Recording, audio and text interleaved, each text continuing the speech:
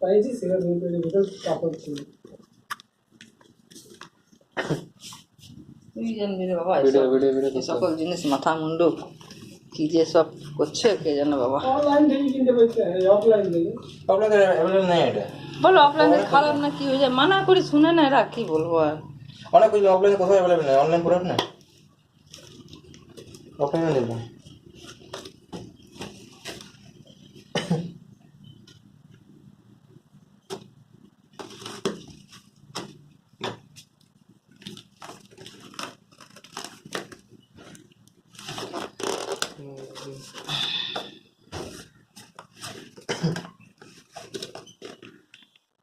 তো ফ্লিপকার্ট থেকে খারাপ বেরে নেই যে অন্য কিছু থেকে লিও না, নাহলে কোনো কিছু ভেঙে গেলে তো রিস্ক নেই।